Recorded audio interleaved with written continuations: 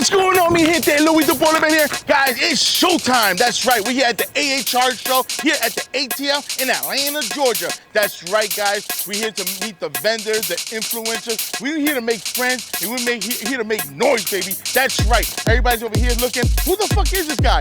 If you don't know me, you're gonna know me today. I am Louis the Baller Man, and you're gonna get to know me. So guys, we're here, we're ready. It's ready, and it's showtime, and I'm just anxious and waiting because we've been waiting all year long for this day. So guys, let's take this journey together, and let's make this noise, baby. Woo! Wepa!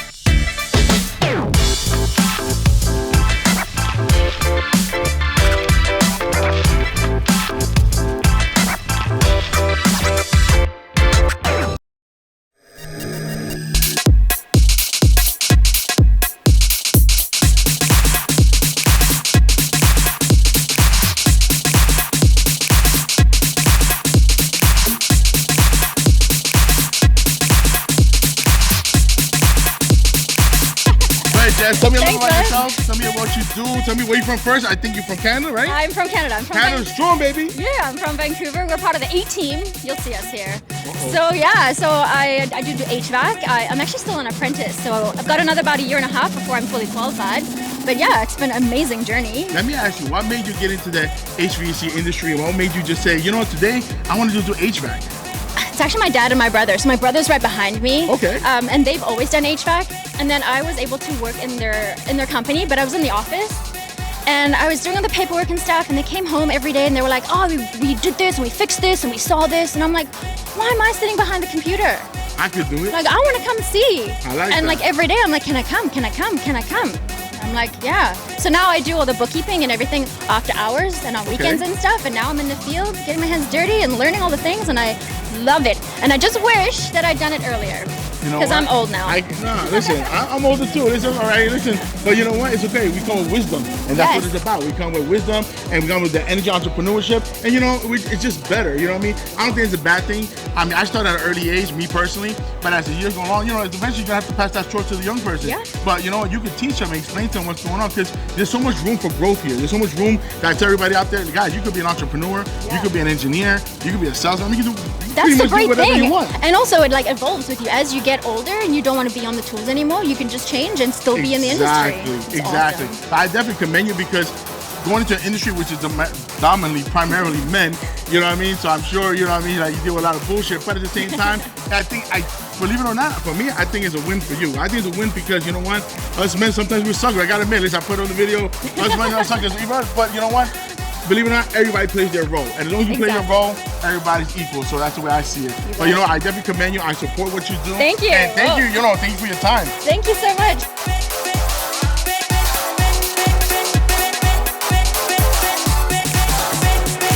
Oh, what's going on, buddy? I appreciate that, man. Thanks. How you been? I'm doing good, man. I recognize the face of just... Tim DeStasio. Yes. Yeah. Bro. I appreciate you, man. Thank you for supporting me. I love your content, man. I used to work on some commercial boilers, and then I went residential. I'm in North Carolina. There's hardly any boilers there. But Right. I love, man, it brings me back. I appreciate that, man. I appreciate supporting me. Tell everybody out there how much you appreciate Louis the Baller, This guy man. right here is the best. I appreciate that. Do what he does. Hey, can we get a selfie together? Oh, absolutely, man.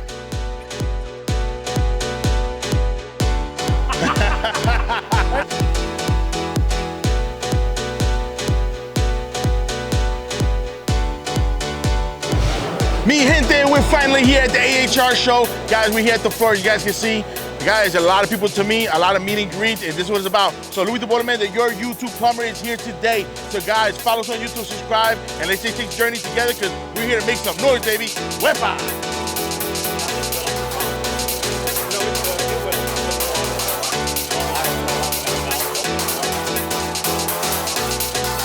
All right, mi gente, you're looking at a Fulton boiler.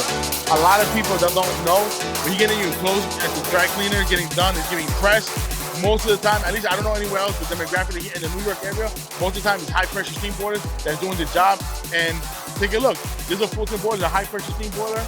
I'm not familiar with this particular model. We're going to speak to the agent momentarily. But guys, you know, people don't realize how important boilers is in our everyday lives, right? When I mentioned to you guys, knowledge is power, knowledge is definitely power, knowledge is key, and knowledge turns into money.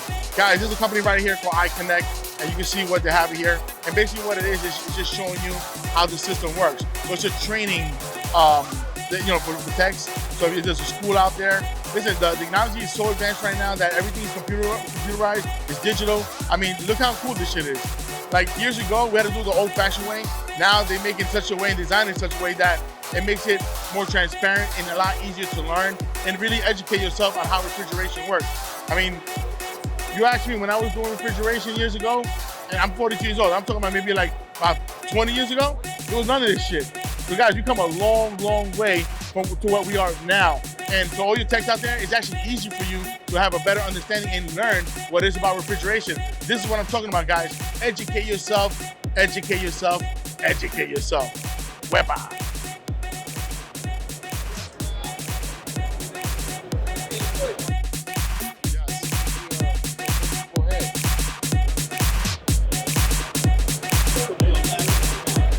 So guys, we're at the Fujitsu booth, and let me tell you something. Guys who are doing the mini splits, I mean, if you haven't gotten into mini splits, this is what you want to be into, mini splits, because that is the future. Whether you like it or not. Listen, I don't have a particular brand, a favorite brand, but if I had to say the top 3 brands, me personally, that I work with, that I personally like, I like Fujitsu was one of them. I like also Mitsubishi and Daikin. So guys, and if you're not aware of what's going on right now, especially in New York City, now they're looking to put in heat pumps. They're looking to go green. They're looking to change the infrastructure of how we do heating and cooling. They want to get rid of oil. They want to get rid of gas. They just want to get rid of fossil fuel. So we use something called heat pumps. Mi gente, you guys want to go to NASA? You want to go to the moon? You want to go to Mars? Well, I'm going to take you there right now. This is a power flame burner. Let me tell you something. I work on a lot of old school power flames. They're very popular in New York. And let me tell you something, they're a great burner, especially when they're dual fuel, they do oil and they do gas, especially on those buildings in the Bronx, Upper Manhattan, the city of New York. It does the job. Guys, this is not something that's super hard to learn. I would definitely educate yourself, especially if you live like in the Northeast, because that's what you see a lot. You see a lot of burners, and power flame is actually one of the go-to burners because that's usually what I use. I mean, I use a power flame. I worked on old school Webster burners. I work on Johnson burners. I mean, the list goes on and on. I mean, I work on old school shit, even like Iron Fireman. And for those of you who don't even know what that is, Google it. It's an old piece of shit fucking burner, but it's still out there. They still work. A burner's a burner. If you understand how a burner works, you understand how combustion works, you're gonna figure it out. Anyway, if you're educated and you have the mechanical skills. But what I'm trying to say is, power flame is a great product. So if you're putting a new boiler, especially on the commercial end, this definitely something you want to look into or invest into for your project or for your customer.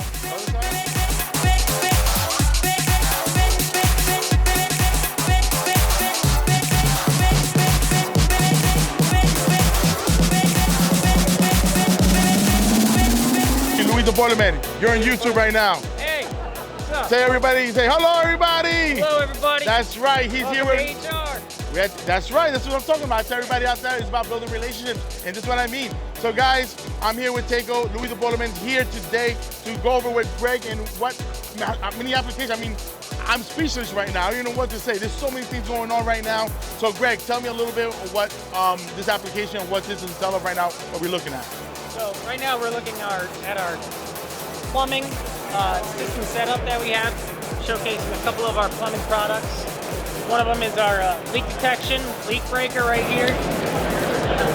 It's a water heater shutoff. So it's preventing any catastrophic damage that you might have from a failed water heater. And people that are listening, this is what I tell you guys. Make that extra investment. Take that money that you work hard for and protect your investment. Because at the end, if you don't protect your investment, it's gonna be a big, big expense. I'm telling you, great things don't come cheap. And especially for me, I'm telling you, I'm not the cheap guy. I'm letting you know right now. Because it's all extra work. So to prevent all of that and save that money and put that money in your pocket, invest in something like this. A leak detection, these type of circulating pumps. I use them for like hydronic system. I also use them for recirculating pump for domestic hot water. I mean, the list goes on. They got so many different things. So go to the website. I don't want to take away from Greg, but I don't want to take away from you explaining. But I tell everybody that, listen, I personally use your equipment. I use your product, and I've been using it for years. And honestly, it's been great. The equipment's great, never failed, or it's very user-friendly. To me, I think that's very important. Because a lot of guys get intimidated. They look at some shit and be like, mierda, what the fuck is this? I don't understand it. We're talking Chinese. And I said, no, bro. We're in America. We talk English. So, guys, it's very easy. Understand. Educate yourself. And to me, I find it very easy. And I love the green. The green just outshines everything. So, and the green is the money So again, I don't want to take away from you. Yeah. But explain what else we have here. We have a water heater. Or No, demonstration? the water heater is just for show. We don't Okay. make water heaters. What we have here is our HotLink Plus C ECM high efficiency Oh, great. recirculation system. So if you're tired of waiting for hot water at your bathroom on the 3rd floor, you put this in and you get hot water in seconds. So you're the ladies' man. Oh, You're the ladies' man. You're the ladies' man because the ladies the first one to bitch and complain about hot water. So you say, baby, don't worry, I got you. I got a pump. One of these motherfuckers in there. One of these beautiful pumps. You got some hot water, and that's all she wrote. that's right. That's right. Yeah. And this little bad boy right here, the smart plug, actually records your hot water usage patterns. So the system will only run when you need hot water. Okay. So now your circulator's not running 24 hours a day, giving your hot water at faucets all the time. It's only running when you need hot water. So it's saving that energy at those times when you're not at your house, when you're not using the hot water. Now, is this only for residential application or is this for residential and commercial? This is for residential applications. But do you have anything like that for commercial application as well? Not at the moment, no. Okay, all right. But I do feel that there's a need for it because I do a lot of people do complain. That's the first thing. And also saving money on water because you know water, at least we pay for water. I don't know anybody else, I know I pay for water in my house and it costs me a lot of money every month. So if this is the way you guys want to save money on water, this is the way you want to do it, guys. Yeah.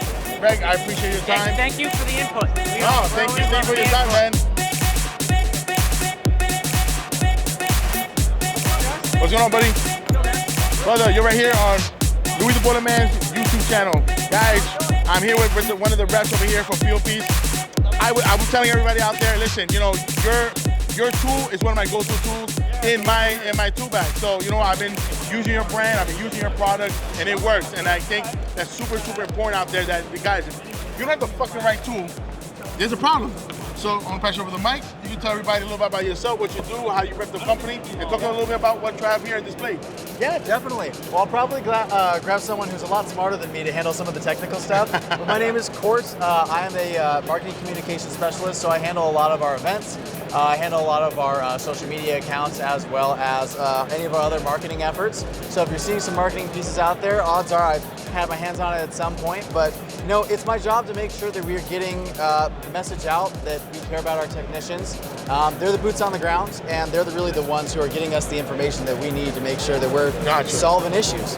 You know, if it's not for them, you know, we're not able to kind of know what the issue is, so we know. I personally, I own one of these pieces. I own one of these tools, and I want everybody to know that right now on the Louis the Boiler Man show on YouTube, and I want you to tell everybody the pros and the cons. I mean, I don't see that many cons. I mean, nothing but pros. I personally know that this has helped me. I know people talking about like, oh, it's a little expensive. It is a little expensive, but it's an investment, you know, and the investment for me has paid itself off over and over and over many, many times. So I think they want to hear from you. It's one thing when they hear from me, but I think when they hear from you, it's a little bit different. Do I wear this? My bad. Yes, sir. Should I put it on there? That's Can you right. hear me? You got me? You got me? All right, good. Come on, good, baby. We're It's on. showtime. Okay, so here's the thing, right? We've used analog gauges in our industry for decades. They've been great, you know? Right. They've done the job. However, the problem is now newer equipment is coming out with tighter tolerances, and you have to have the tools to be able to measure that. For example, you have newer equipment coming out now saying, you know what? You need to set your subcooling to 9.3 degrees. How are you going to do that with an analog gauge? Right. You're not going to, okay? So that's why the industry went to digital. You get a more accurate measurement so that you can work on these newer systems that are coming out now. So the benefit is you got much higher accuracy, much higher resolution, and it's easier to see your values, and there's no more pulling out a pressure temperature chart. There's like no more having to grab the pipe and just guess what the temperature is, or like getting like a little bead thermocouple and putting some tape on it to measure temperature. No, this does all that directly onto the pipe, and it calculates all your saturations, your superheat, your subcooling, and it just makes it a lot easier. Now, I do get the feedback. Technology is making technicians dumb out in the field, right? But you know what? That's not what we're trying to do. No one's trying to say that technology is supposed to replace knowledge and experience. You're supposed to have that knowledge, learn what superheat is, learn what pressures and temperatures are. Technology just makes you do that faster. It makes you do it more accurately, right? So like, you got a technician that's skilled, learn the fundamentals, you give them a digital gauge, they're just going to do their job even faster and better.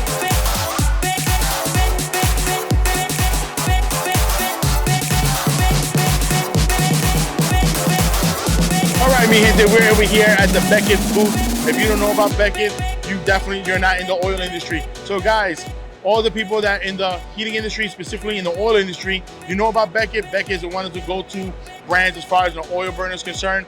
I would definitely say it's Beckett and it's Carlin, and you also have Riello. But Beckett is definitely the one that I use in the most common here in the New York area. So I want to show you guys what it is. So come on down, guys. Don't be afraid. Come on. Hey, Mr. Butler, how you doing, buddy? Pleasure to meet you. Oh, thank you. All of our residential burners are now approved for using D100, biodiesel 100%, Okay. renewable diesel 100%. It's all about renewable fuels, especially in New York. So that's our current burner. What you're looking at right here is our new burner. It's not on the market yet. It's due out about third quarter this year. So you can look forward to the July, August time frame. Okay. But it's another residential burner. Has a little cover on here to cover, you know, all the working bits. So the fresh air intake? Yeah. So okay. if you want to duct the combustion air directly to the burner, the flange is already there for you. If you're using indoor air for combustion, this will keep the Skittles out. You know, the kid from dumping his bag of Skittles down the burner. So, but anyway, ducting combustion air directly, and NFPA now is getting pretty strict about proving air switch. So we have a tapping right here to put a hose on. We have a tapping right here. So this will give you your vacuum. This will give you your pressure switch to measure the delta P across the fan. Okay. We have air proving switches on our new control. So you Nice. just tie that into the air proving switch, and now you're proving combustion air. Let me ask you something, because if anybody knows anything about a little bit about biodiesel, I know a little bit about biodiesel, and I worked with it before personally myself. And I know sometimes you have to have like an inline heater to heat up the actual, well, two things. One is the filter, you need a high micron filter, and the second thing, you need to heat up the oil in order for it to burn. Only if What do you your do oil's something cold. Only if your oil's cold. Okay. So if your oil is at room temperature, say between 60 to 70 degrees, you don't really need to preheat it. Outside tanks, yes. We are dealing with outside tanks. You can put in a 4-point depressant for blends up to B50 that is very effective for outside tanks for cold oil situations. But once you get above B50, then yes, physically heating the oil before you go into the combustion Correct. process. Because a lot of guys don't know that, especially in biodiesel. Yeah, you know, because what exactly biodiesel is? Is it like a mix of a blend of different oils? No. Biodiesel is what we call a fatty acid methyl ester. Okay. So we take a waste product that's typically, well, it all started with soybeans. When they would process soybeans into food, like to make tofu or animal feed or whatever, they would press the soybeans, and the oil that was made out of pressing that was basically a waste product. Right. So a chemist back in the 1990s or maybe late 80s came up with a method of methyl esterification, which takes that fatty liquid vegetable oil and converts it into a diesel fuel-like product. Gotcha. Okay. So, but then more recently, that can be done in small batches, literally in a 5,000 square foot production area. Gotcha. More recently, though, we can take some of those same feedstocks, like I mentioned soy, but soy is only one feedstock. We can have used cooking oil, UCO. Right. We can have animal tallow. We can process some out of the corn waste after the ethyl process of making gasohol out of Gotcha. corn. So there's many feedstocks for these renewable products. Some are methyl esthetized into FAME, biodiesel. Others have to go through a hydrogenation process. So HVO, or hydrogenated vegetable oil, is a more diesel-like product. But in any case, you can't use raw vegetable oils in these I was gonna burners. ask that because I know must- some people want to ask that question. They must be processed either into a fatty acid, a FAME, or biodiesel, or hydrogenated into an HVO Gotcha. type product. So basically, you cannot put your corn oil or your oil you finish cooking your eggs in the oil tank, is what he's trying to say. I know it from experience. Oh, all right. So guys, you don't want to do that. So I appreciate your time, Mr. Butler. Thank you for your time. Thank you for your time explaining. Guys, this is what it is. I'm here chopping up with Mr. Butler, and Butler just brought the showdown, the education that we need to tell you guys don't put oil in your fucking oil tank. All right, processed oil. But with that being said, Mr. Butler, thank you for your time. I go by Louis the Boilerman. Send me a link. I'll definitely send you a link. I go by Louis the Boilerman, but also we have to go Wepa. And Wepa is like saying awesome in Latin. So on the count of 3, Wepa. 1, 2, 3, Wepa!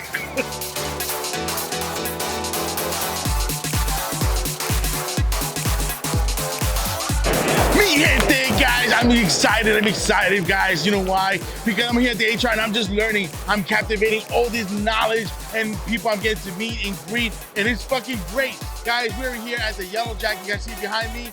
And let me tell you something, this is also one of my go-to tools, and it's also my arsenal. Because whenever you're doing refrigeration, this is what you want to have. You want to have the right tools. You know, Fuel Keys is just one of them. Yellow Jacket is just one of many. I mean, I honestly don't discriminate, because you know what? Sometimes one particular product is a little better than the other one, but I like to test both of them out, and they're both equally just as good. So I would never tell you, go to this brand, go to the brand. You use what you feel is right for you and what's good for you and what your application is. But guys, I like to use everybody. I like to spread the love, and I love tools in general. That's just who I am. So guys, let's come on down to the booth. Let's take it out. Just check it out. Let's take a look at it. Let's look at the tools. And we got some pretty cool stuff. Come on.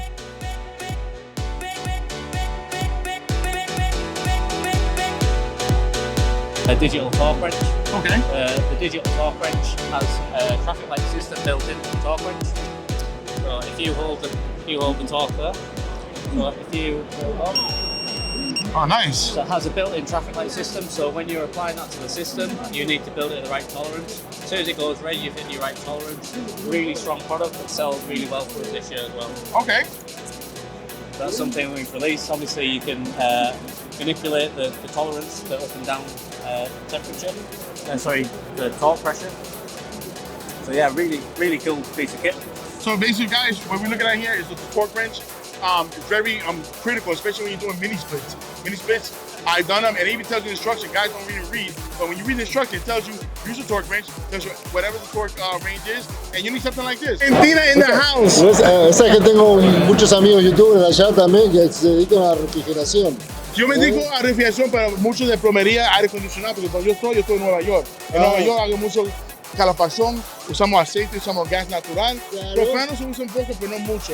Y también usamos electricidad, pero a mí no me importa, trabajo es trabajo, entonces yo lo hago. Entonces me dice, marica, ven para acá, me regla el fucking pueblo, me regla el aire acondicionado, yo voy para allá, porque ¿sabe qué? Si una persona es mecánico y sabe su trabajo, no importa qué es.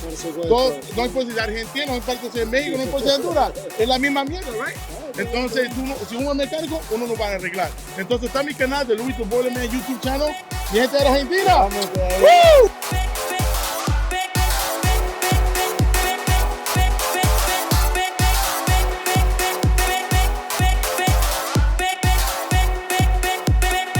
If you need a good t-shirt for Navion, go to Jersey. This is the man right over here. This is the plug. I'm bringing you the plug right now. Yeah. My boy, Sean. Welcome, I'm Sean Marshall, East Coast Academy trainer. Yes, I am the trainer. I started off with Navient about 12 years ago. Tech support, senior tech, technical lead, senior technical lead, and now your New Jersey Academy trainer. We come up to New Jersey. We have 2-day courses, water heaters, combis, boilers. We go in depth, hands-on, live fire. We're breaking out the tools. So if you got your manometer, multimeter, make sure you bring them. And we're gonna have a great time, man. I'll cover a lot of information. And just to give you guys a heads up, when it comes down to Navient, we're #1 in the market, baby, right now. That's right. Yeah, it's my pleasure to come out. Thank you very much. All right. Listen, I have a TV show. I go by Louis the Boilerman. Oh, really? I also push your products. I push your Navient. I'm a big advocate for Navient. So I want to say first, thank you myself personally, because you give me an opportunity to make money. You also, because your product, I'm able to sustain my family, pay my bills. You know what? And it's also a great product. So aside from making me money, also making you money. So it's an equal opportunity for both of us. But people love it, and it's a great, because one thing I got to say that's crucial that you think should hear, that support is super, super crucial in these days. Customer service, technical support, and it means a lot. So I want to tell everybody out there in the YouTube world, that's right, you meaning the CEO, the brains of all brains. Listen, this is the man that made it happen for Navient, and I want to say thank you. Thank you very much. And this is the man right here that made this happen. Because you know what? This guy is a great teacher. He's a great guy. Let me tell you something. He's a great employee. He gave me the opportunity. He gave me, and he has a good vibe. Everybody here has a good vibe and I have good energy. But I definitely want to tell you that that any day you transparent to us as technicians with a good customer service, you're open till late on Saturdays, on Fridays. Listen, I'm gonna say it in front of the CEO, you're number one. And I hope you keep that number one. Number one. I'm number one, but you're number one in customer service. Yeah, we have together. But together, one big one all together because it's not me. I can't do it without you, and you can't do it without us. So I feel that. With that being said, we're all number ones. We're all number ones in what we do. So thank you. Thank you. Thank you, boss. So, let's just thumb up. Yeah, no, we're doing thumb up, but you know what? I don't know what they do in Korea. But and I'm a Latino, and we say wepa, and wepa means like awesome, right? Wepa, no, wepa, no wepa, wepa. Wepa. That's right, wepa, no wepa, wepa. All right. Okay, let's so on the count of three. Wepa. Okay. Yeah, on the count of three. Yeah. 1, 2, 3. Wepa.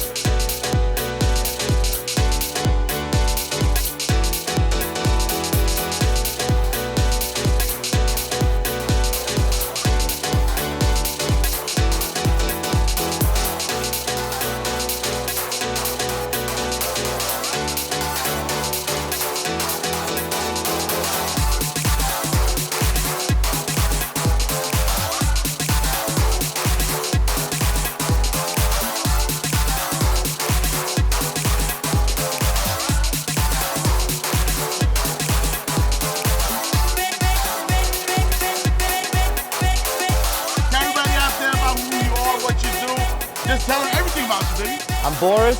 I run an HVAC company in Sheepshead Bay, Brooklyn, New York. I know Louis for a while now. We finally get to meet.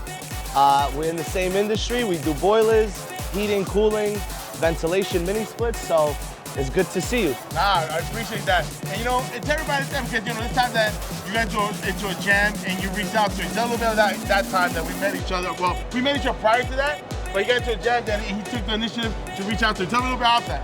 I had a job that I couldn't make, and I remember it was Manhattan, it was late at night, and I gave you a call.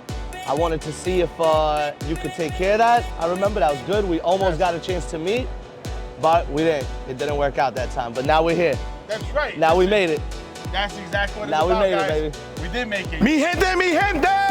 Guys, I'm over here at the AHR show. It's officially a wrap. We're here on day one at the AHR. I built nothing but great relationships. It's exactly what I did. I came here, I conquered, and I won. And how did I win? I win by fucking building these relationships and make these relationships last for many, many, many years to come. Guys, this was about, so I came over here to do a lot of things, not just build relationships, meet people, greet people, but also watch what people do. Watch what they, you gotta learn. That's really what it comes down to, learn. So I'm very, very proud of coming to the AHR show. I want to say AHR, thank you for inviting me. Thank you to all the vendors and people that support me, my fans. I appreciate you guys.